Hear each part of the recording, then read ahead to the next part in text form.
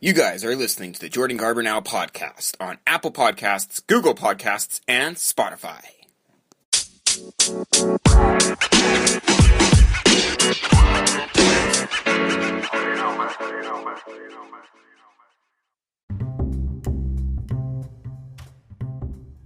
Are you guys always worried about what could possibly go wrong? Well, there's no need to worry about that anymore with Mogo, free identity fraud protection. Download the app right now at mogo.ca. It doesn't just provide identity fraud protection, you can also check your credit score, finances, and make goals. Download the app and get protected today at mogo.ca.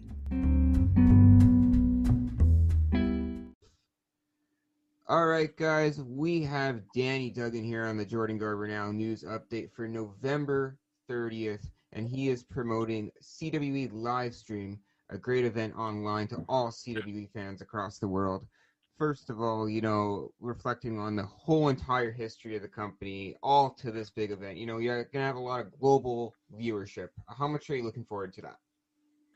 I'm really looking forward to it because this is an event that was supposed to take place in Winnipeg on this day in front of a live audience. But unfortunately, with all the COVID restrictions, we got to go underground. We got to do it private, and we have to stream it online, which isn't necessarily a bad thing because the really cool thing about Canadian Wrestling's Elite is we have produced events now in over 50 Canadian cities, and we have fans in each and every one of those cities that will now have the opportunity to tune into the live stream free of charge and check out the CWE Championship Tournament. So we're going to crown a brand new CWE champion, which I'm sure we're going to talk about as the interview goes on. And you don't have to be in our home city of Winnipeg to see it. You can be anywhere in the world now and see this unfold before your very eyes, which is something really cool. And I'm really excited about that. I'm going to, have a lot of new eyes on the product that otherwise I might not be able to check out this event. Absolutely. A lot of new faces, a lot of new listeners, that's for sure. And to kick things off with the matches here, the Fatal 4-Way for number one contenders match for this one CWE 123 approved.ca Hardcore Championship. Before I talk about the Hardcore Championship, Brian Christopher did a legendary commercial for that was on CWE TV way back in the day. Can you reflect on that, just some memories with doing that? Because, there's a lot of legacy with 123 approved.ca and CWE. Yeah, they've been a sponsor with us for, pretty much the entirety of our run. I think they came on board, maybe a little bit into year 2, and they've been with us now going on to year 12. So they've been a really big supporter of Canadian Wrestling's Elite. If you're looking for a motor vehicle or auto financing, 123approved.ca.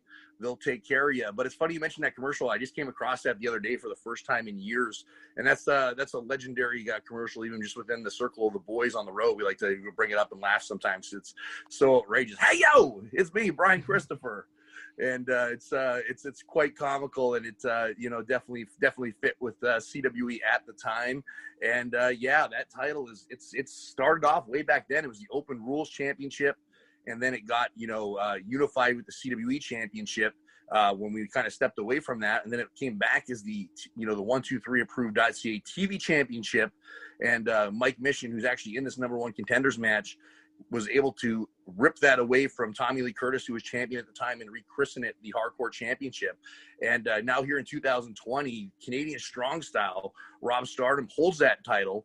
But up until recently, he also held the tag team titles. So he was kind of going back and forth between both events, defending, each title each different time. Now he just has the Hardcore Championship, and there are a lot of targets on his back. And for those men putting those targets there are going to be competing for an opportunity at a future shot at Rob Stardom at a future CWE event. So the winner of that Fatal 4-Way match, is going to get the opportunity to get Canadian Strong Style up close and personal. That's correct, and I believe that's Cliff Corleone against the Misfit Mike Mission, against Kevin Cannon, and Tommy Lee Curtis, I believe, in there. No, Corey Diamond. Corey Diamond, and man, is he a contender. He was on the CWE preview show last time with a strong message for Easy Riders. So Corey Diamond is really hungry, and I'm going to consider him my pick for that match, just because I can just see the fire in his eyes. But what's your prediction for this match? Man, it's a tough one. You got two former CWE Hardcore champions in there, in Mike Mission and Big Cliff. Corey Diamond has held Hardcore championships in other organizations, as has Kevin Cannon. Whew, if I had to go out on a limb, I'm going to go with my boy Big Cliff Corleone. He's my big favorite going into that one.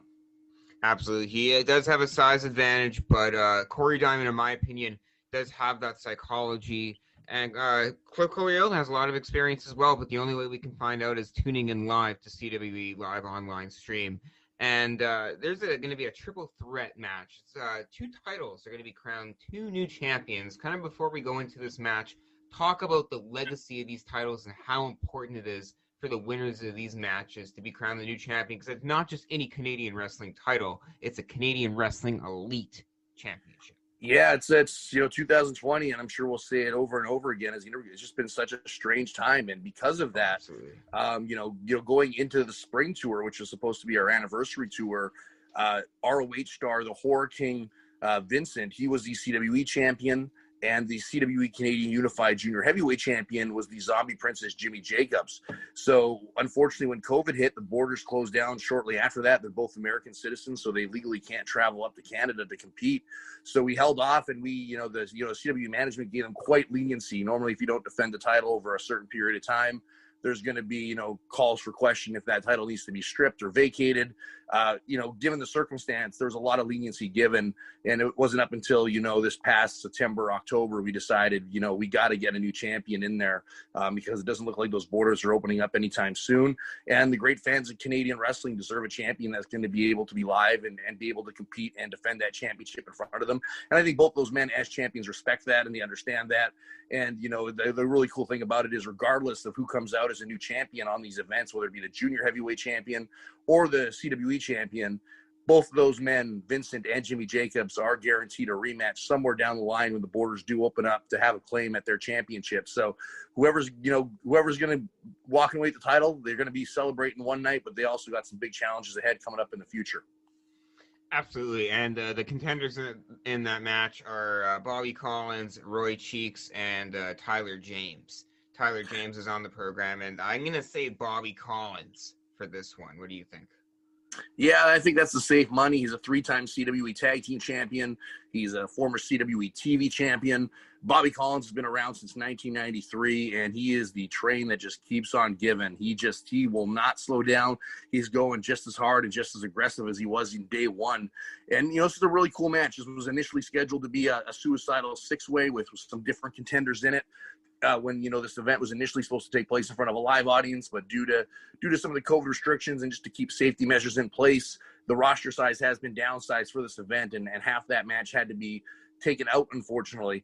But we got 3 of the top contenders in the division, and the really unique thing about it is, we got 3 guys kind of spanning 3 different eras of Winnipeg wrestling. You got Bobby Collins representing the 90s, early 2000s boom of Winnipeg wrestling, and then you have Tyler James, who is an upstart, a part of the big boost in Winnipeg wrestling in the early 2000s. And now you have Roy Cheeks, who just debuted in 2019. So you've got, 3-4 different decades covered of Winnipeg wrestling experience in this match. So it's going to be very interesting to see how it all culminates together and then how it comes out as a finished match. That's amazing. 3 different generations and 3 different styles. It should definitely be a good one. That's for sure. We have a new tag team on the scene as none other than Dick and Balls. That is correct. Dick and Balls. Dick and Balls. They're making their debuts here, and it's none other than the main vein Dick Blood and Adrian Burton, who has been very impressive as of late against none other than the champions AJ Sanchez and Kevin O'Doyle. Not Adrian Burton. Adrian Big Balls Burton. Big Balls Burton. Never did I think, in the 12 years of Canadian Wrestling's Elite, I'd be sitting and doing an interview talking about how you can tune in to CWE for free live this Friday night and see Dick and Balls. But that's exactly what you're going to see Friday night. And Dick and Balls maybe walking out with some gold around their waists, I guess, if they're able to unseat AJ Sanchez and Kevin O'Doyle. They just won those championships back. They're on their 3rd reign as CWE Tag Team Champions. They've been defending them across Alberta where live events were still taking place. So they're mounting some momentum. It looks like they put some of their troubles behind them and they're back on the same track as being a tag team and being a dominant one. But there's an interesting, backstory, somebody who's not maybe familiar with CWE's history might not, comes into play here. Dick Blood is one half of the longest reigning CWE Tag Team Champions of all time, alongside by the name of Billy Blaze. And how that match came to be is Darren Dalton and Mike Mission, I believe, were the tag team champions at the time. They were running roughshod over everybody. They had defeated everybody in the tag team division. So one night they said, we beat everybody. There's nobody left. And they issued an open challenge for their titles. Dick Blood, Billy Blaze, two singles wrestlers came together for the first time that night, won those titles, and went on to the most historic reign in CWE history, one of the most popular tag teams in CWE history. And now we're kind of seeing a repeat of that with this match here. So Bobby Collins and Rob Stardom were originally scheduled to challenge in a rematch for the tag team titles. Unfortunately, due to some COVID restrictions, Rob Stardom cannot compete on the event. So management left the floor open. Who wants a shot? And here you've got Dick Blood now with a new partner. He's not blazing, but he's got big balls, Adrian Burton, and he's going to look to recreate that same success he did with Billy Blaze and upset the dominant tag team champion. So it's happened once for Dick before. If Dick's lucky, it'll happen again twice. What I like about this match is we have experience and new generation as well. You know, you have veterans like AJ Sanchez and Dick Blood, and then you have newcomers like Adrian Big Balls Burton and, of course, Kevin O'Doyle, who's been extremely impressive. One of our most listened to interviews, actually, and I'm not surprised. So this match will definitely be a good one. And there's also a tournament to crown the vacant CWE Heavyweight Champion, and it all begins with Block A with former interviewee Travis Cole against Dragneel. That should be a very good match as well to see what happens. Travis makes his return as well, I believe. That's correct? Yeah, he returned to CWE this past summer, and I, was someone who's probably the first to, give him a lot of slack, but I'll be the first to give him credit. In the last 6 months, he's been, quite an impressive role in Canadian Wrestling's elite. He's doing exactly what was, asked and needed of him before he left, and that was just to develop and continue progressing as a great wrestler, to be considered one of the elite of Canadian wrestling. And he went and did that, and he's come back, and he's got some some extra pep in his step. He's got a point to prove. He's got a chip on his shoulder, however you want to put it. And, I had the opportunity to wrestle him in the second round of the Elite 8 tournament in Medicine Hat 3 weeks ago. And it's very likely I could end up meeting him again in the second round of this tournament as well. And if that is the case, I'm man enough to admit I'm going to have a fight, waiting for me, because on multiple occasions in Medicine Hat, he came that close to defeating me and going to the finals himself. So I think, both men are probably the underdogs going into this tournament, because they both have the least experience by probably at least 5, 6, 7 years compared to the other competitors. But with that, they have enthusiasm, and they have that opportunity they've been waiting for to make a big statement on a big stage. And that's exactly what that tournament's going to offer. And I would not be surprised, and I can say that as one of the competitors myself, if, the tournament ended with Travis Cole or Dragneel with the CW championship holding above their head. Very, very likely for those two very, very well-matched competitors.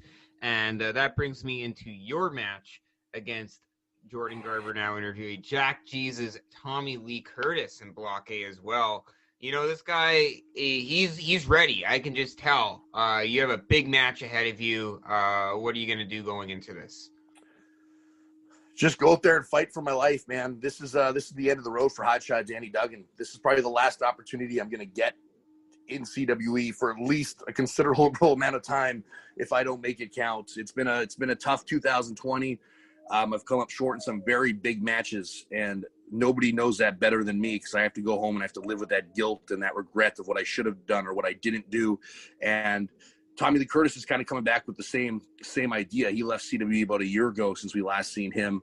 And, he's probably the most bitter man in Canadian wrestling. Some have said even more bitter than Bret Hart, if that's possible.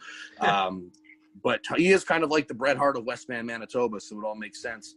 But with that being said, I've got a tough fight ahead of me. I know he's been out on the farm in Westman training, just getting ready, doing unconventional ways of training and getting ready for this match. Training. Almost. Yeah, and I know he hasn't wrestled since the spring, which is a good thing and a bad thing. It means, he hasn't been getting the reps in the same way I have been, so I know I'm going to be coming in with my fundamentals a little bit tighter. But at the same time, he's been cooped up in a house and wanting to fight since the spring. So when that bell rings, he's going to be a house of fires if he's been gimmicked up all day and all night long. And that's exactly the Tommy Lee Curtis I'm expecting, and that's exactly the kind of Tommy Lee Curtis I'm going to be preparing for. If anybody followed Winnipeg wrestling back in the day, especially in the 90s, they would love this match right here in Block B none other than former NWA Canadian champion Easy Rider against former CWE champion Outlaw Adam Knight. That's huge. That is a huge match. However, I'm going to say Adam Knight on this one, but Easy Rider is no easy contest. What are your thoughts?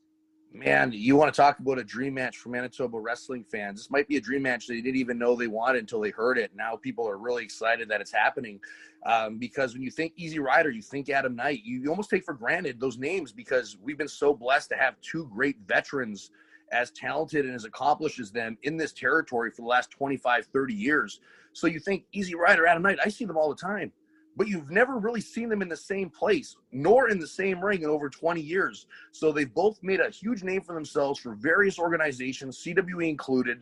And for the first time, since Adam Knight's become a veteran himself and a well-accomplished international traveled star, these two men are going to get in the ring. So I'm really excited to sit back.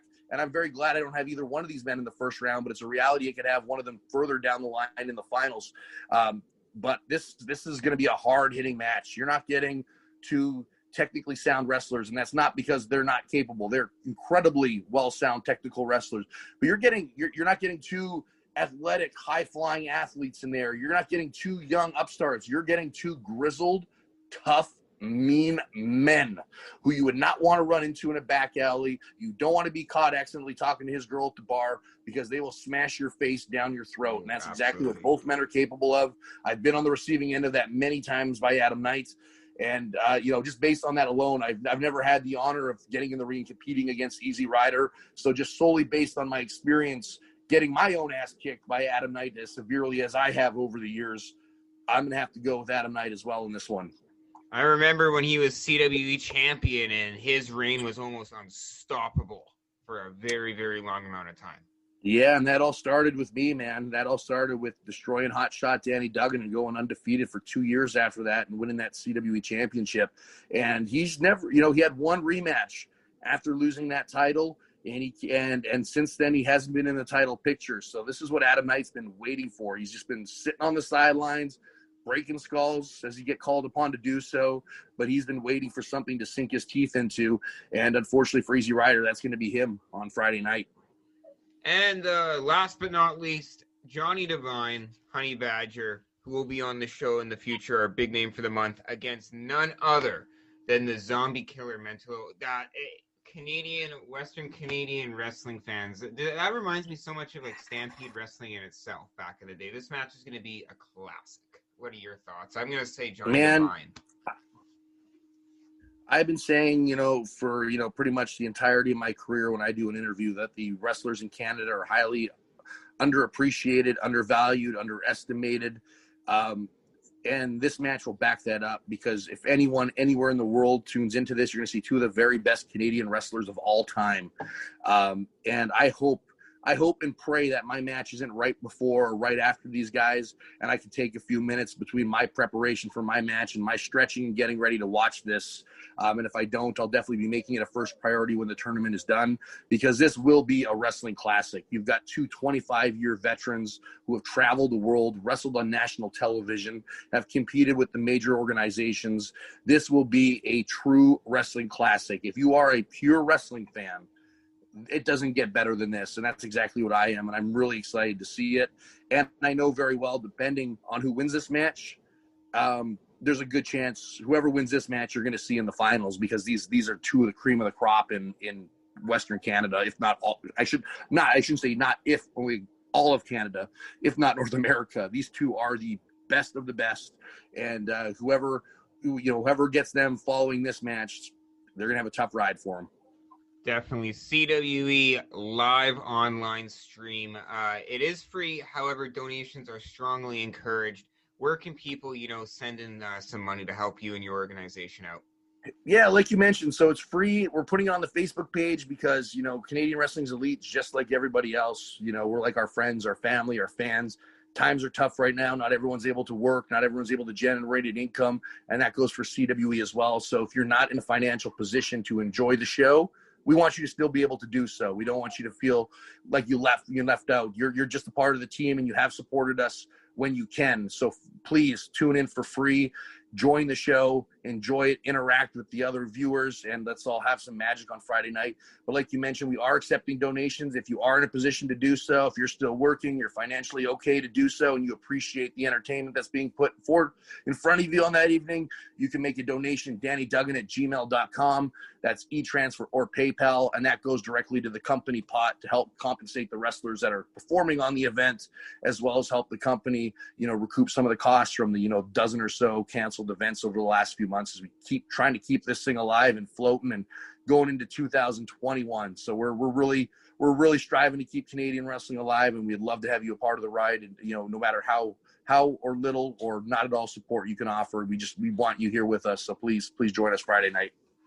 So say someone tunes in, they make a donation, but they're really enjoying the show. They want to buy like a piece of merchandise or something. Where can they do that? Where can they search on Facebook?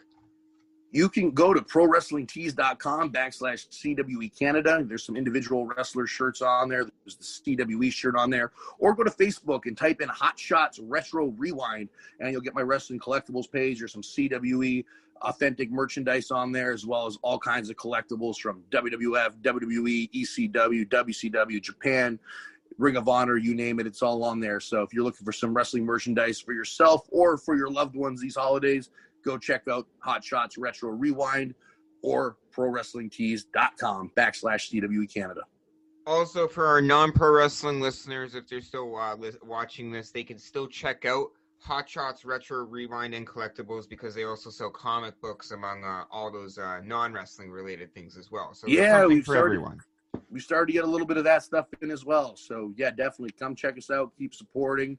Before COVID hit, we were expecting to do, another 120 plus live events this year. So my inventory is stocked up from a lot of purchases that were made to be put out across the country for wrestling fans to take in and enjoy throughout the year at all these different live events that never got the opportunity. So stay tuned to the website. There's gonna be lots of sales, lots of clearance as we try to, make some room and get some wrestling merchandise in fans' hands just in time for Christmas. Awesome. Well, I look forward to CWE live online stream. Danny, thank you very much for your time, sir. Thank you. Ladies and gentlemen, I don't know how I'm up and I'm awake. I'm recording this as of 12:37 p.m. on a Saturday, but I got up, I did it, and so did our co-host here, none other than Phil Stamper. Welcome back, my man. It's been a few weeks. Yes, it has. How are you? Outside of being tired. I've been doing pretty good. The show has been having a lot of exciting faces. Prince Nana came in last week Friday, and he was talking to me about how I was interrupting his bubble bath, and I told him that I was eating a BLT sandwich, and he was interrupting me with that too. So, if you guys didn't listen to the show last Friday, a little bit of an altercation with Jordan Garber and Prince Nana, but we're cool. And now we have Martez for news last week, and now we have you this week. So, before I go into the news, actually, I was talking about this with you guys off the air, and I actually never remembered sharing this story. And it's actually kind of a story that not a lot of people hear it, but I just told you about it. Magnus Nick Aldis is one of the greatest class acts in professional wrestling. Why? Is because one time after a show, I just usually, as you guys know, I smoke up, I do my thing, that's part of it, it's legal in Canada. But back 4 years ago, I remember me and Nick Aldis had such a good session and talk about wrestling. It just made me really passionate about the old school roots of the business. So I feel like stuff like that, if there's no wellness policy, perfect combination as long as you're not working. So I thought I would share that funny story of me and Nick Aldis killing some time. But what do you think of Nick Aldis as NWA World Champion? It's been a long time. Do you like the feel or not so much? It is an interesting feel because, as NWA was looking to recraft itself and re-identify itself, I don't want to say rebrand because I don't think they're trying to do a whole full pivot from the history of the NWA, but putting it on Nick Aldis, I think, gave it an interesting perspective of like, wait a minute, what's going on over here? And nothing against anybody who had it recently before him, but it definitely just gave a different austerity to the championship than it had in more recent years, because it was a sign of things changing overall for the NWA. I mean, it led into, look at they're just a bit, well, everything is sort of pre-pandemic and where we're at now. And so, they had their YouTube series, went away during the pandemic. They're just now coming back. But Nick Aldis has carried that championship through sort of all of this transition and has talked prominently about wrestling, about being that champion and the respect it deserves. So I like it. I really like it on him. He looks like a wrestler, he talks like a wrestler, and he just moves like a wrestler. And you know what? That's what we need. Is I'd rather have someone winning the belt who looks like a legitimate heavyweight champion. And the small guys are really good too, but I'd rather see him with the belt than some cruiserweight with the belt. But Nick Aldis just meets my style. I love British strong style wrestling. I love a lot of grappling. I like a lot of submission. I like a lot of technical holds that I haven't seen. I like to see new innovation. And in territories like Japan, Australia, Mexico, you see moves that you've never even seen before, even England. So I just really like appreciating different styles and then putting it on a mainstream media market. It's just, there's so much to learn in this business, man. It's absolutely crazy. You being a CZW wrestler yourself are knowing different styles and how to adjust to different styles throughout your career, like, say, hardcore style and then old school style. There's so many styles and so many to learn, and when you combine them, it's like mixing ice cream. I like that analogy. I just like when you really come down into it and think about it. I don't know why I'm in such a good mood. Usually I'm like crankier than this on a Saturday. Maybe it's because I don't have a puff or anything, but I'm just saying, like, you really, really appreciate wrestling when you look down on it and dissect it in a positive way. I just feel like there's too many people nowadays, including myself, saying, "Oh, WWE's wrong with this. No one's going to be happy with everything." I just feel like more people that are just regular fans should stop scooping into the news, although that's our job, but they should start just enjoying it more, treating it like a movie or just a show, because that's what the wrestlers do, is provide entertainment. What do you think about our 2020 fans? Well, I mean, you kind of referenced my previous association with CZW, and in that respect, seeing the Philadelphia market and how those fans both do and don't give an S on the best of days, and now it's sort of permeated through a larger part of the mainstream culture of mainstream wrestling. And you were seeing, you can think of when there were live crowds for the WWE and the booing of Roman Reigns being their top face at the time. And I even remember a few years ago I went to the Battleground pay-per-view in DC when it was in Washington, D.C., and the loudest boo of the evening was Roman Reigns. And that was right when they were at the height of him being a face. And it was like, this is so in conflict. But WWE sort of forgot that aspect of, yes, of course, their primary aspect is trying to put on a television program, but they forgot, like, well, wait a minute, our live crowd isn't responding the way we want them to. What are we going to do?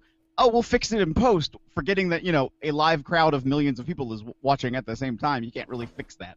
I feel like being in creative or being a booker, it's like just like making a cake. You have to have every single ingredient with it, and I feel like what they did with Roman Reigns' face turn is he looked like a face. He looked like a hero, but they might have missed the flour somewhere. They may have missed the milk somewhere. They may have missed the egg somewhere. And I feel like Roman Reigns, they could have done more, or maybe they couldn't have. What do you think? And I think you hit it on the head. I think they wanted to go in a direction. And again, when you look at especially the WWE, and some people might not like this, and I think this is the first time I've ever said this with you, WWE is not a wrestling show on television. It's a television show that sometimes has wrestling on it. And the main stars are the McMahons. And yeah, there'll be occasional leads and special guest stars and long-term special guest stars that share that spotlight, like a John Cena. And they wanted Roman Reigns to be that guy. And it just wasn't working. They were trying to force it in all the wrong directions. They even tried to get a rub from The Rock, and it almost cost, like, people started to boo The Rock for his association with Roman Reigns. Like, that's how heavy it was. And transitioning to where we are now, it's like, okay, there's a little, maybe if it's fan service, that's great, but this is where Roman Reigns needed to be. I mean, his promos aren't necessarily bad, but they're just there. They're part of the show. right. And so having somebody like a Paul Heyman behind him revs that up. Putting the whole family dynamic, that whole storyline together, that amps it up. Having just, now you take Roman Reigns and the normal tone of his voice and slow it down even more. And it becomes more sinister and darker. And it's now you're able to play with a television program because you don't have a live crowd, and you can manipulate then your Zoom crowd. I call it the Zoom crowd. I know it's, not necessarily Zoom, but the Thunderdome wall. You can now manipulate that crowd and manipulate that audio to sort of reset your crowd, because now it'll, by the time WWE is allowed to have a major large event again, maybe late spring, early summer. And so if that's the case, now you've reset your audience for a good year on your expectations for them, if you do it right. So I'm interested in sort of seeing then what the next is, what they do as they come out of the pandemic. Let's see when we talk again, like in April, like where are they then compared to now? Oh, exactly. As a journalist, I am so grateful to have stepped in that scored circle and competed, even though it was just for 2 battle royals. But I just thought I'd share some funny stories about my first, and then I'll ask you funny stories about your first match you've been in if that was a battle royal, because there is specific training that is simply meant for battle royals. There are people on before shows where veterans will train guys that need to fill up a spot just to take a bump outside of the ring, and I learned that. The funny part is I went completely overboard. I got lucky in the battle royal. You want to know what happened in my first battle royal, Phil? I'm nervous. What'd you do?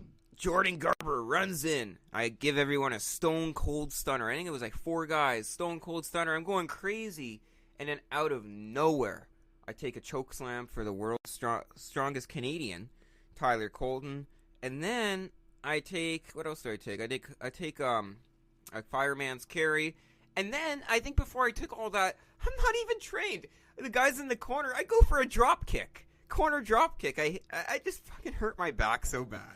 And then I just took a package pile driver from Chase Owens, and then former CZW star Sugar Hero Erie runs and squashes me in the corner and throws me out, and Jordan Garber is done. Crazy debut, eh? What was your debut like in a battle royal? I was trying to think back, because my actual first match in a ring was a shoot match. It was a legit, like, let's just wrestle. And then my second match was a singles match. I think my third match, my third real pro match, I'll say, after I got trained, that was my battle royal. And I remember I got in trouble. I did it all what I thought was safely. But I did a battle royal. I did the big wheel from like the inside of the ring all the way to the floor, and I rolled through when I landed. And the promoter got so mad at me because he was like, "You're gonna hurt yourself. Like, you should never do that." And I was like, "I did land first, and then I rolled. Like, I didn't like start rolling in midair. I landed and I was fine, and then I rolled." But I remember I got in some heat because I landed and then rolled. I remember my second battle royal, my last, was in, I can't say up north in Manitoba due to just the privacy of the promoter, because they're all northern reservations. I can't really say too much about the towns, because if I do, there's going to be other promoters in the Winnipeg area that take over those markets. So I can't say anything about where I was, but it was very far up north in Manitoba. And it was my second match, and they were down a guy in a battle royal, and they said, "Jordan Garber, you don't have to do this if you don't want to, but we need an extra guy." What do I say? I say, "I want to." And then, like, obviously, before the whole battle royal, I'm scared. I almost back out of it. But then at the end, they're like, the veteran, 26-year vet, Massive Damage, says, "By the way, I'm just letting you know you don't have to do this. You could back out last minute." I go in and I do it. And they're really proud of me at the end because they told me that was a test for me. And I remember in that battle royal, my chest was so red. It was going in there, and everyone was wrestling at once, and I dressed up as a Power Ranger. So I'm wearing this tight spandex outfit that's too big for me. I'm wearing this mask. I can't see shit. And The bell rings. Come on, chop me, let's go. And then I stop. It's like, okay, my turn. And it's like, oh. And then like when you get chops, like that is not fake. I took like 5, 6 chops, and I go back out of the ring. I go to the bathroom, just clean myself up, and I look at my chest, and it's like as bright as Rudolph's nose. And I'm like, what the fuck happened? And they're like, I mean, I will say I always have that little bit of joy inside when like a fan goes, how do you make that sound on a chop? Because it sounds like it really hurts. And I'm like, well, do it. right. Do you want to find out? Because it really hurts. But if you could take a chop at a battle royal and you could still go down and podcast, then it just taught me, like, you know what? I'm weak as shit. Like, if this was a real life scenario, I'd be down closer than the count. But the thing that's keeping me up is, like, my passion, my determination, and I bleed this business. So whether if I have a job to do, like right now I have a job to do is to do this interview, I'm going to do it. But if I have a job and I have to wrestle and I'm getting guidance before then and I need to help make the show complete, I'm going to do that. But that is different. You can't be an untrained wrestler and ask to be on shows. It doesn't work that way. The only way people can get away with that stupid shit is if the promoter needs you in an emergency. And odds are it'll never be happening to me again unless I'm trained. But I was there because I had the podcasting experience, and when you build a name, it really helps in other aspects of the business too. Mm-hmm. Absolutely. But what else do we have in news here? Have you been following Impact Wrestling a little bit? I watched Turning Point. I love Luke Gallows and Carl Anderson just because me and Luke Gallows were bread and butter. I asked that question about AJ Styles. Home run everywhere. And since then, I've been a huge fan of Gallows and Anderson. What do you think of them as the new Impact Tag Team Champions? I love them in general. I mean, okay, I'm a huge fan of Talking Shop Mania. And I mean, they branded it as, you know, hashtag worst pay-per-view ever.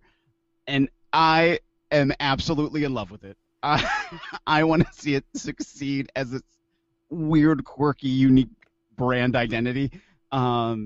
You know, straight from the mind of Gallows and Anderson. Like, I love it. I copy them during my news updates, actually. Every time during my news update. I guess until the liquor is gone. But I'll have my bottle of Jack Daniels, and I'll pose with it, like just like Luke Gallows does, and then I'll take a shot, and then, like, the news update begins. So there's some influence of the characters. They're just, like, just those guys you traditionally want to see, like, in a wrestling match. Just a wrestler's wrestler, you know what I mean? Just authentic. Yeah. As best as you can get. And I love Carl Anderson, too. I like his emotions. That's one thing I've noticed about Carl Anderson a lot, is he has very good facial features. Not facial, that sounds really weird. He has good facial recognition during matches. The move so well, and Luke Gallows is very responsible at perfecting them. I'd say Carl Anderson's the better actor, and Luke Gallows is the better wrestler. And I will say Gallows is the better comedian. Better comedian, Sex Ferguson, too. Right. And what's so weird is, like, I remember, I'm trying to remember the right order, because I feel like after he was, after his first WWE experience, and then seeing him before New Japan, I was like, oh, I don't know about him. Like, I thought, like, maybe his personality was a little dry. And then all of a sudden, like, I started to see these promos that were coming out of this promotion he worked with in Western Pennsylvania, and I was like, this is hilarious. And then I would see him do stuff in Japan that really just showcased his personality. And he went to WWE. I was like, wow, they just sucked the personality right out of him. And I didn't feel like he had a great opportunity to do it in the right way. That it was like, oh, he became AJ Styles' flunky, and it was like, I don't like that. Like, they were in a position to have been doing so much more, and you know, and to their credit, especially Anderson, always put over the company, always put over the WWE, and you know, so when they got dismissed, it felt they were very upset. You can see from their posts alone, you can see that they were very upset. So now seeing them in Impact, I mean, with the successes that they're having, with their whiskey and wine and the pay-per-views, like, I want it to continue for them. But I'm also glad that they just don't go, that Impact doesn't go, here's the titles, you keep them, and that you are unmatchable and undefeatable. Because, you know, the North has taken them to task. Everybody, like, it's a challenge to face them, but they're not an unsurmountable odd. And I like that. I like that Impact hasn't gone back to that way they used to be a decade ago of, oh, we're going to bring in the former WWE star, and they're going to be our guy for 5 months, and then we're going to forget about them too. I like how they're using them right now. I like how you bring up Josh Alexander, great talent. He's actually going to be on the preview show here in February to discuss the big CNWA event in Winnipeg, hopefully once this lockdown goes down.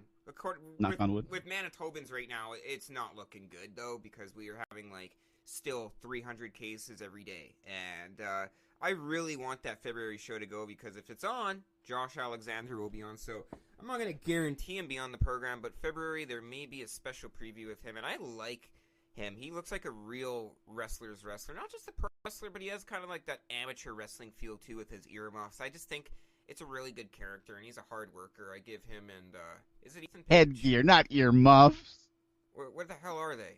The fuck's It's headgear. It's headgear, not earmuffs. That hurts my soul a little bit. I don't know why he needs to wear them, but I think it's a good idea. I don't know. What's the point, though? I like the character, but just from a general standpoint, if this was real life, would you need those, or is that just like a prop? So in amateur wrestling, look up cauliflower ear. And what sometimes happens is, as guys will go for crossfaces or just leverage against the head, they will sometimes grind against the ear, and it starts to break the cartilage, and it reheals, it swells, it looks pretty rugged and nasty. So it's protection for your ears, basically. I might try that then. I mean, it could be a ref and wear those earmuffs. You never. There you go. But no, great talent, great guys in the North. I just wish with wrestling in our generation right now, with everything going on, if there was no lockdown, if there was no pandemic, how hot it would be on TV right now. They're stepping up, and I think that it's kind of good that we have that opportunity to, resolve things, rest things, and kind of restart when things move forward again.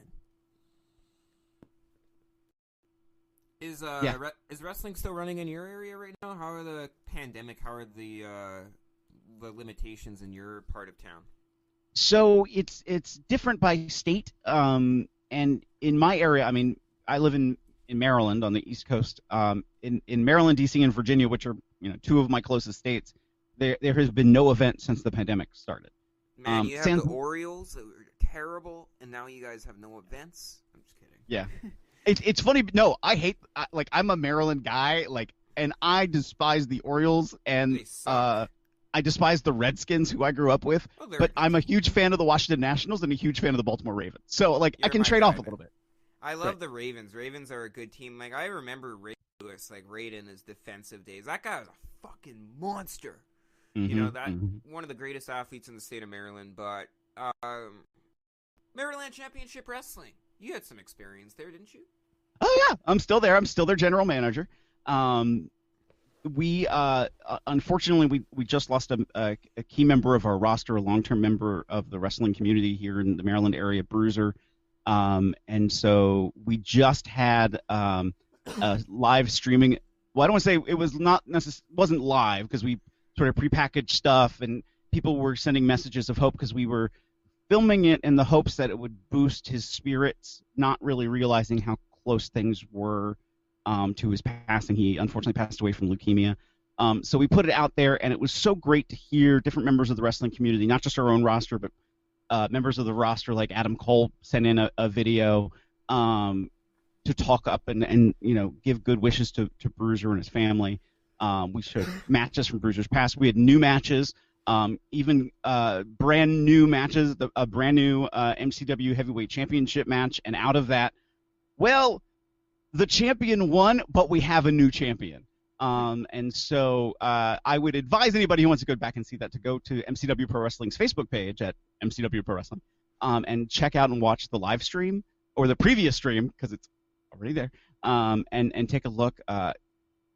Very emotional. But so much attention was brought to that, and I'm very happy for MCW right now, and trying to weather the storm of the pandemic and to do something special for Bruiser. We couldn't have fans, so it was just pre-tape matches in our training facility. We're still allowed to run training.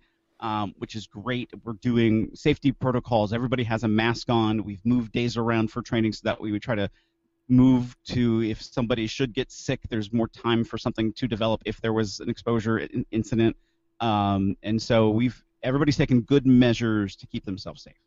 Yeah, I'm nervous about that too. You know, you're in a state where it's more controlled and everything. Simply in Manitoba, they're just too light on the situation. But it's great that you still have training. I know that I'm going to, and like I said, I don't usually do seminars or do any of those workouts. I'm mostly a podcast guy. But I do have to go to Johnny Devine's seminar in order to get an interview with him, like dungeon training. So it's like, oh my fuck, it's gonna be brutal. But I'm getting an interview out of it, so I might as well just show up. I would kill to go to a dungeon training, and like I don't have a neck good enough to do it. I would kill to do it. But I'm weak. I'm not even. I didn't reach. I think I told you this. Like I can't return into the ring until I'm $150, and if I'm going to the scale before that, 150, then I'll referee the seminar instead. Because you got to be careful in this business. You know, can't be people. No one can just jump in there and do it. Like I get it. I'm a podcaster. I've been around the business for a long time, but I'm with my body size and my diet and the shit that I put in my body every day and eat. You know, to be a wrestler and to train in this business, like man, you got to have the body. I can go through it, but it's going to be much harder for me to recover and regain my stamina. But you know what? I'll fight anything for an interview. Johnny Devine's household name, and I'll pay the dues to get his name on the throw. I'll do anything for the show. There's actually Bill Alfonso's coming on too, so really exciting. A reminder, guys, fan interaction with Bill Alfonso. You can buy yourself an 8x10, only $20, or you can for $30 or $40, you can have some on-air time live on Jordan Garber Now, like right now, with the man himself. So that's pretty exciting. I'm going to do that with you as well, Phil, because we got a lot of feedback and a lot of people like you co-hosting. Oh. So for tapes, for today, it's a Saturday, a lazy Saturday. What do you have on your tapes list to watch tonight? Well, personally tonight I have to actually get ready for an event that I'm pre-taping tomorrow. So tonight, Camp Leapfrog, which is an event I'm a part of, is doing a live special on Facebook.com/independent wrestling. It's the IWTV Facebook page. It goes live at 6:45 p.m. Eastern time. So that goes live tonight, and then tomorrow we're pre-taping something special for later in December. So I'm getting kind of ready for all of that to happen. I have been doing I owe a lot of people some feedback on matches because people will send me some matches and like, hey, can I get your feedback? So I have a couple of matches from a company called Metroplex down in Texas that I want to take a look at tonight. Oh, cool. With some friends of mine on it that I really want to pay some attention to. I'll send you a match that I ref to if you want, if that's okay. Please do. Would love to. Awesome. Yeah, you'll be able to pick out many things. Trust me. But no, man, that's good. I love it when people's matches get critiqued, and I like it when someone like you would come to me and say, okay, you should work on this, this, and this, instead of saying, oh, it's perfect, because no match is perfect, right? Absolutely. So, yeah, I'll definitely send in that information, and we're recording this as of Saturday, guys, so be sure to go on that website and check out the archives of that event. And before I let you go here, Mr. Stamper, where can people follow you on social media, whether they're listening from Canada, the U.S., or anywhere else around the world? Pretty much anywhere you have social media, Facebook, Twitter, Twitch, YouTube, Instagram, Snapchat, I'm there at PSPhenom, PSPhenom, PSPhenom. I am there on every platform, so feel free to give me a follow. I will quickly, very cheaply plug that also on Thursday nights across those platforms, I also stream an independent wrestling, I call it the Independent Wrestling Party, on 8 p.m. Eastern on Thursdays, where promoters have given me different matches to showcase their promotion or showcase new other talent that maybe you haven't seen before, just to give some additional exposure to what's going on in the wrestling community. So make sure you're paying attention to that on Thursday nights at 8 p.m. Awesome. Well, Phil Stamper, with wrestling in the pandemic, it certainly wouldn't be as big as it is today without people like you contributing so much to our business. So if anything, you deserve a thank you for keeping the entertainment going. I appreciate it. Thank you.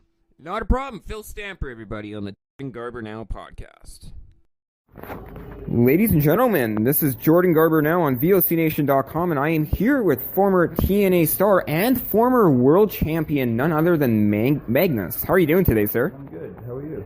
I'm doing great. You know, you're from England, sorry. One of the greatest countries of all time for professional wrestling. So many stories, so many tales of the road, and just a lot of tradition. What's it like growing up in such a rich history of wrestling like England and just learning along the way? It's funny that you address it as that, because when we were coming up, we were all worried that it was going to be a hindrance to us being Brits, because we looked at Britain as sort of a place where wrestling used to be, and we all looked at the we were exposed to American wrestling on television, so we didn't. To hear like now, because we've got such a vibrant scene over there, and there's so many great talents coming out of the UK. Now people look at it like, oh, it must have been so great, and it really was. We just didn't realize it at the time, because we got to wrestle so much more, and just the way that because the country is so much smaller geographically, you have the opportunity to wrestle so many more shows, and that's really the only way you get good at this is to do a lot of shows and get a lot of reps under your belt. So, from recalling, what are some of your like favorite memories, like wrestling in England, just starting out in the business? What are some things that kind of stood out to you during your start? Obviously, my friends that I started with and we went to training school with. I started out with WAW, the Knight family, who are, known predominantly now because of Paige, but their whole family are in wrestling, and so and they were, and looking back on that, I'm glad that they were the people that I started with, because they were people who made their living from wrestling. So you learned a lot of necessary qualities that you needed to be successful in this job, because you got to treat it like a business. You know what I mean? There's been a problem, or I've had a problem with a lot of some of the things that have happened in the business, because I just feel like so many guys come in just wanting to have the spot and not treating it like a business. And I'm fortunate that I was broken in such a way where it was always kind of instilled in me that, like, you could, it's great to be a fan, you know what I mean? And it's great to love doing what you're doing, but it's a business, it's your living, and you got to treat it like that. And obviously you're best known for your work in TNA, winning the world title. When did you start to find out that you were going to get signed by the company, and just your first few days in the company? Tell us a little bit of an overview what your experience was like. Well, I was very fortunate to be cast in a TV show. That gave me a really good sort of public profile in the UK, Gladiators, the UK version of American Gladiators, and it really came about very quickly. Like FSM, it was doing well at the time, and they interviewed me,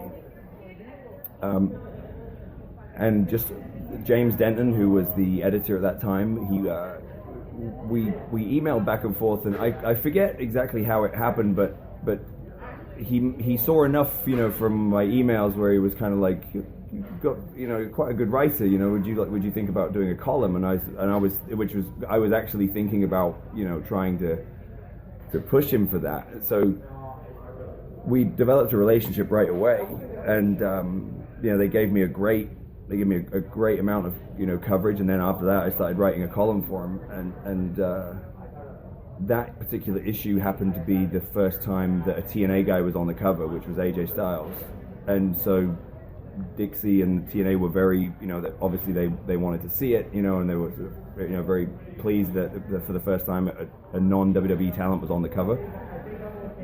So they went through it, and then they saw this thing on me, and I've also heard that Kurt was over in the UK doing some PR for the company and saw an episode of the show and saw me and said, like, this kid has to be a wrestler. There's just no way that he's not a pro wrestler. Like, what, let's get him. And I think it just, they all sort of happened so fast that then James contacted me and said, Dixie Carr wants to email you. You know what I mean? Like, can I pass on you details? I said, yeah, absolutely. And within a couple of weeks, it was sort of a done deal, and I was getting ready to go and get started. You know, and you didn't just have a few matches in TNA, you had a great career there. You know, there's a lot of moments that a lot of wrestling fans around the world reflect on, but noting that part in your career that you made it, you've appeared on trading cards, you've had action figures, you're on wrestling news headlines, all of those things happening. What was kind of going through your mind at the time? Was it getting to your head, or were you more just passive about it? No, I think those things are things where you take a moment for yourself every now and then and look at it and go, take stock. It's a good exercise in perspective, because sometimes I can look back at my career. I'm 29, so I'm really only just sort of reaching my sort of adult. To me, it's funny because the other day I was at the Y, and in Canada, I guess they charge you extra once you go over 26. They say before you're 26, you're classed as a young adult. And I said, I wish someone would have told me that, because so many things I did wrong, back in the day were just because of immaturity, and now I'm older and I'm a father and this and that, and I just have a healthier perspective on it. So when you look at things like the action figures and all that sort of stuff, it was like, it's really cool to be able to look back at it and say this was me. But overall, I always tend to not try and dwell on that stuff too much. I don't have any of my stuff on display at my house. I don't have any, I don't have like a look at me room. I know it was there, and I tend to believe, I'm of the belief that you have to move forward, and if you spend too much time looking backwards, then you stop moving forwards. Definitely, and look at TNA right now with everything that's going on in the wrestling world. What do you, if you mind chipping in, what are your current thoughts on like the state of TNA right now? It's hard for me to comment honestly, because I just don't know. There's all of these things. It's so hard to know what's accurate and what isn't, and I have way too much respect for everybody there. It's no secret at this point that my departure from there was because of money, but it was also because of a failed relationship with me and the guy in charge, and that was as much my fault as his fault. You know what I mean? But apart from that, I don't have any ill will towards him, and I certainly don't to anyone else. I love Dixie, I love Bob Ryder, and all of the guys who busted their butts for that company for many years. I just don't know what's going on, so I can't. It's hard for me to really say, one way or the other. It would be very, it would be sad, but at the same time,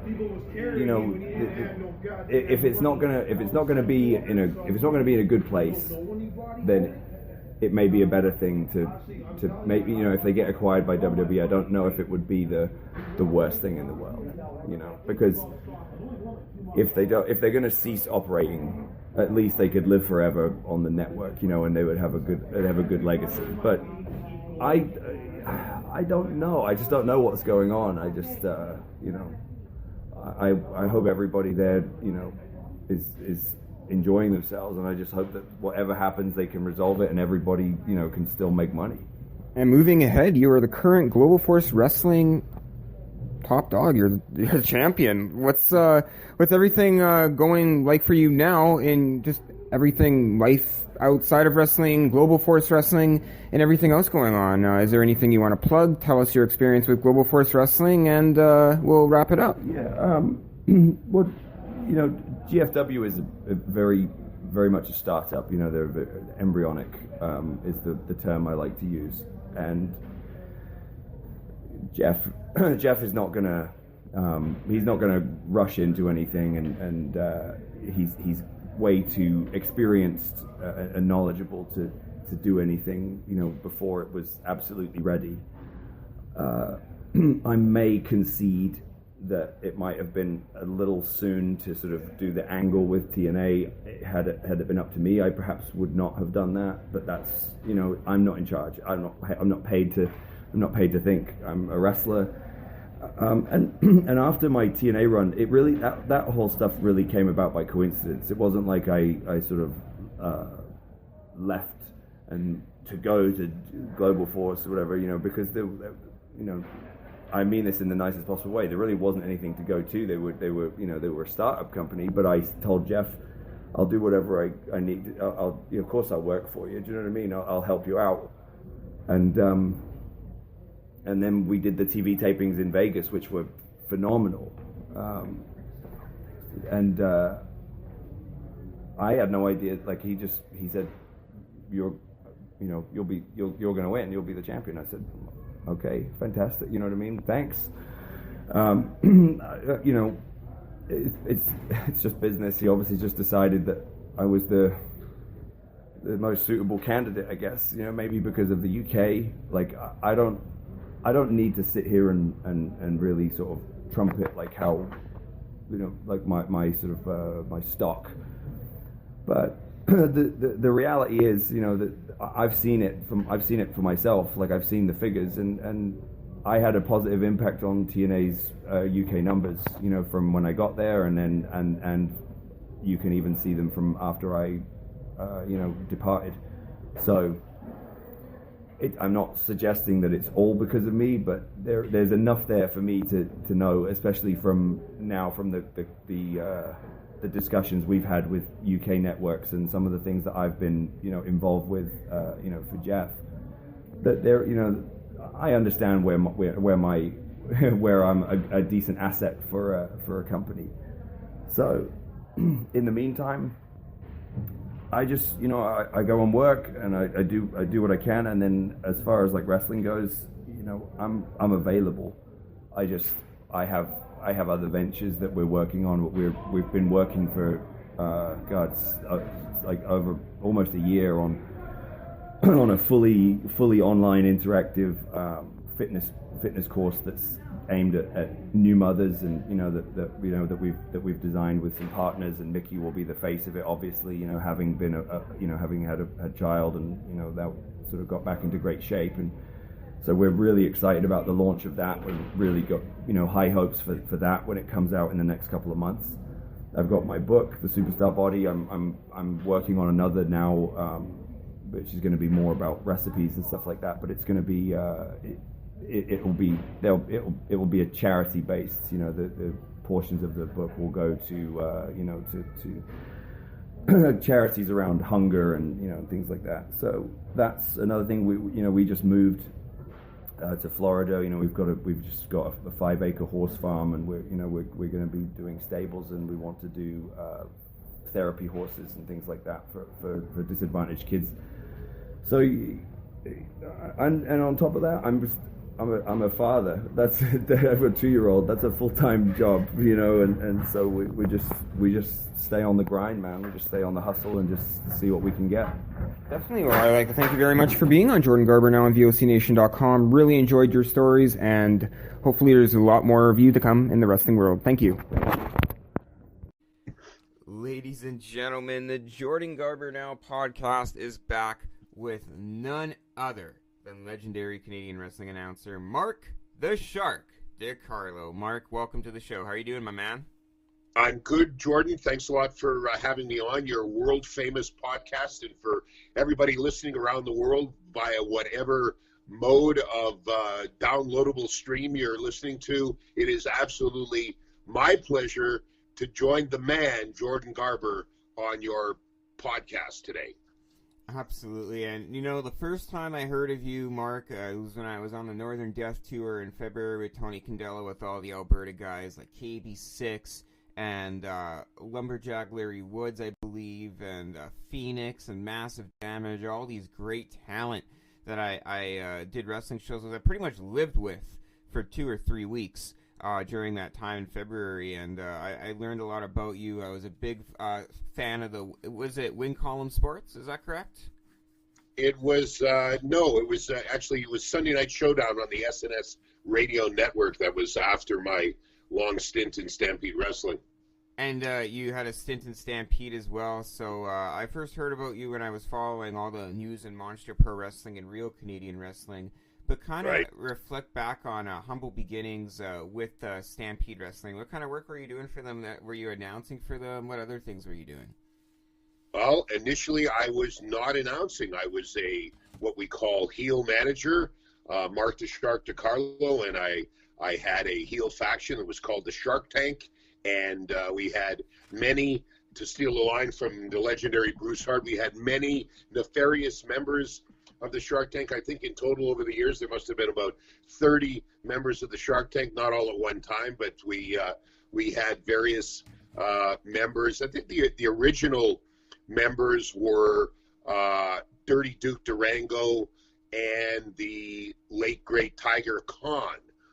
They were the international tag team champions in Stampede Wrestling, and we recorded at the legendary Victoria Pavilion here in Calgary on Friday nights. Ross Hart and the producer and director edited the show, and it aired every Saturday at noon across Canada on the A channel. And not to mention in the Shark Tank, we always spiced it up on a weekly basis with the valets, who were, of course, as you might imagine, called the Sharkettes. I miss the A channel, actually. You know, that was what I grew up on. I remember watching the Big Breakfast every morning, and I remember I had a small little cameo appearance when I was a little kid. My favorite player, like 10, 11 years old, was Jimmy Roy for the Manitoba Moose. Just a tough guy. My favorite kind of hockey players are those tough fighter hockey guys. And Jimmy Roy was a guy I looked up to because he was good defensively as well, if you remember him. And I remember getting like a 30-minute interview segment as a kid from those two hosts, and I can't thank the A channel enough. I just love watching it every morning. It was something for everybody. And, you know, those were the days, man. When you said the A channel, it just brought back some memories. Well, you know what? There's a whole bunch of footage from those days. Actually, the original pilot that we shot in April of '99 at the Pavilion here in Calgary is actually with Mauro Ranallo, who just this last Saturday, of course, did the play-by-play on the much anticipated Iron Mike Tyson, Roy Jones Jr. fight. And of course, for many years, Mauro was the voice of Pride Fighting in Japan, and of course, after that on two different occasions with World Wrestling Entertainment on SmackDown. And then I think his longest tenure in WWE was, of course, the voice of NXT. And Mauro was fantastic back in those days. And of course, on the broadcast on the 8 channel, his longtime color commentator was none other than the legendary late great Bad News Allen. And they were together. They were fantastic. They helped me, along with, of course, Bruce Hart, hone my character. And I mean, who better to have as a mentor to be a dirty, rotten, low-down, disgusting, and despicable heel than Bad News Allen? Bad News Allen, and it just brings back so many memories and such good times. And same with Bruce Hart. You know, that's where I got a lot of my podcast training from with Heartbeat Radio. If you guys can remember that, that's where it all started, back on Wrestling World 247, which is now Jordan Garber Now. But, you know, it's great that Western Canada has so much to offer, and you can never stop learning. But what was your favorite part of your everyday duties of being a play-by-play announcer, besides being in front of the camera? What other aspect made you love your job every single day? Well, you know what? The I don't know, 6 years that we did Stampede Wrestling, and even after it went off the 8 channel, we continued doing weekly shows. And of course, Bruce Hart was the booker, and Ross was around, and there was plenty of world-class talent around.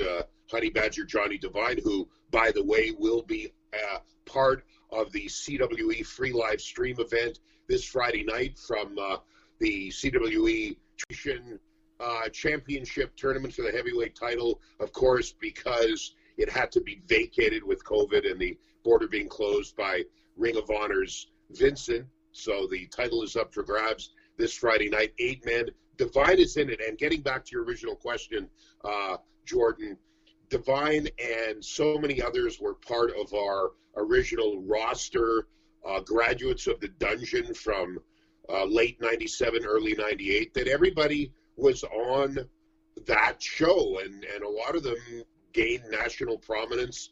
Divide, of course, went on to TNA Wrestling and became the X Division champion on a number of occasions, and had a long and great career. And I'm really looking forward to his opening round match this Friday night against one of the best Lucha Libre performers in the world, international Lucha Libre legend, of course, the Zombie Killer, Mentolo, and a star-studded card this Friday night. So we invite everybody to log on to Facebook, the CWE Facebook page, and I believe it's the time, Jordan, is 7 p.m.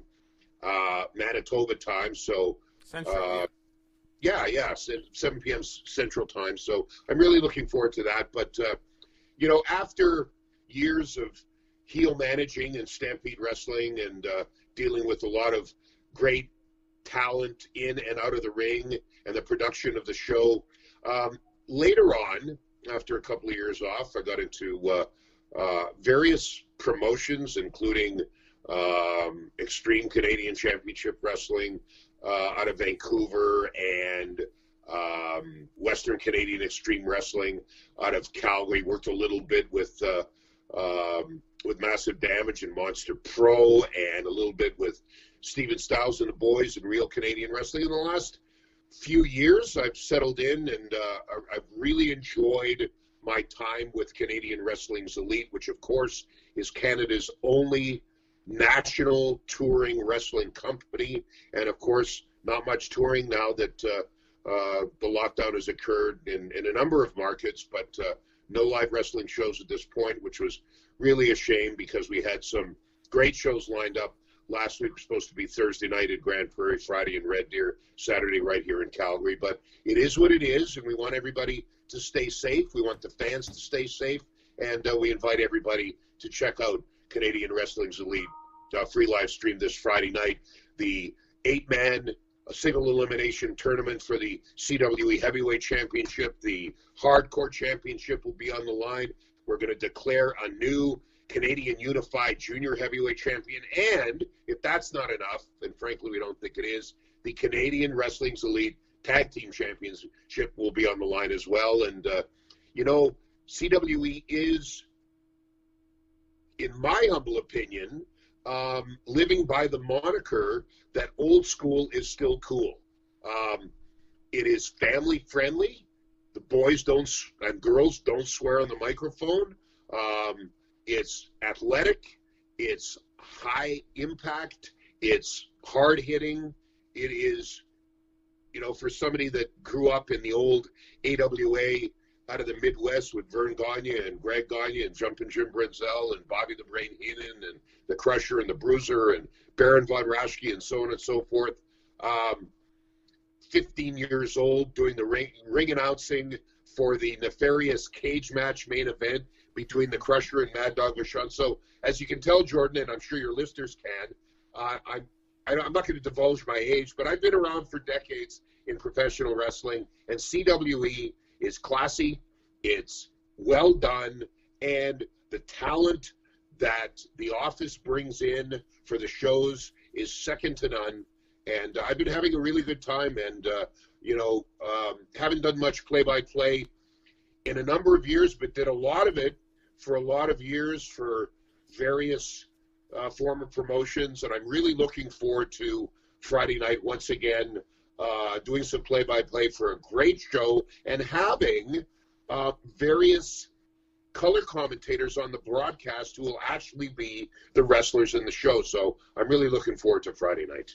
I am as well, because wrestling in this era, it's been a very dark age for any sort of industry, and to have these live streams, it really puts a burst of positivity to our audience and allows the wrestlers to have some shows to work. So I look forward to it as a fan.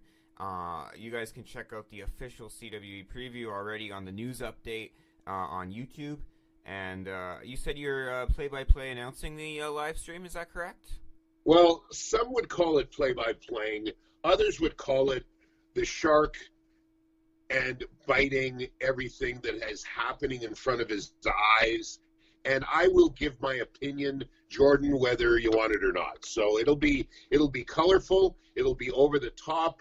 I enjoy doing play-by-play for wrestling, and we'll throw in some spice and some sultry commentary, if you will, and it'll be fun. And everybody that will be watching and listening, I guarantee, will have fun this Friday night. That is correct, and that show is happening here in just over an hour as this broadcast is being played on Friday, December 4th. So, right after this show, get your popcorn ready, get relaxed, pour yourself maybe a Jack Daniels and Coke, and enjoy the CWE live online stream. Now, for yourself, Mark the Shark, where can people follow you on social media, whether they're listening from Winnipeg, Alberta, New Zealand, or India, or even Indiana? Well, you know what? I do have, thank you to various people over the last few years, including Graham Owen, the longtime videographer and producer of Stampede Wrestling on the A Channel. I'd also like to send kudos out to Kevin Johnston of Johnston Graphic and Design here in Calgary, who both helped immensely in the production and uploading of the Mark the Shark DeCarlo YouTube channel. There is some great stuff on there, Jordan, not the least of which is there's a highlight reel, a best of Mark the Shark DeCarlo with music bed.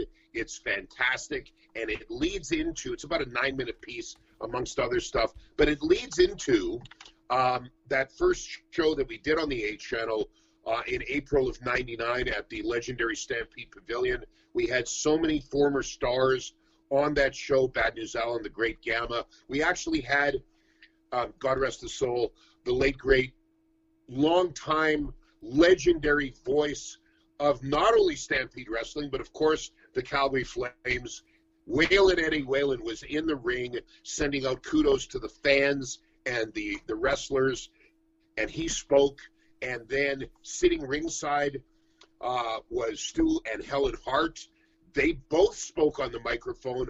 All of that is on that Mark the Shark DeCarlo highlight reel, along with various other stuff that I invite everybody to check out the Mark the Shark DeCarlo page on YouTube. Absolutely. It's well done. There's also some of your archived interviews on sportsnet.ca as well. Is that correct? There is. I was quite a regular guest on Sportsnet Radio, the Fan 960 former show. It was an MMA show, and it was on Saturday evenings at 5 o'clock for a couple of hours with prime time Peter Klein, but we gave him a new nickname. It was actually a rib on AJ Sanchez, the Canadian Crusher, and we called Peter Klein the Calgary Crusher. And we actually had at one show here in Calgary, Peter doing guest ring announcing with AJ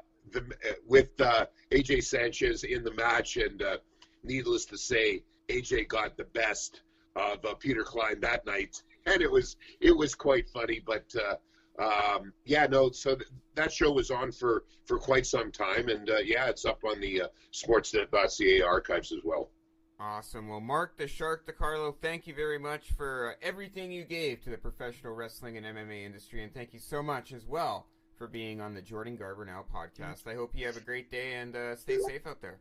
Well, you know what, Jordan, I just want to say before you let me go that it was a pleasure for the first time being on the Jordan Garber Now podcast, and I will say that you're more than welcome to invite me back at any given time. As you probably can tell, and so can your listeners, I'm not at a loss for words, and there's some great and funny stories in the gas tank that I'd love to share with you and your listeners. So feel free to ask. I'd be more than honored. It would be my pleasure. Looks like we got to schedule ourselves a part 2, my man. Thank you so much for what you gave.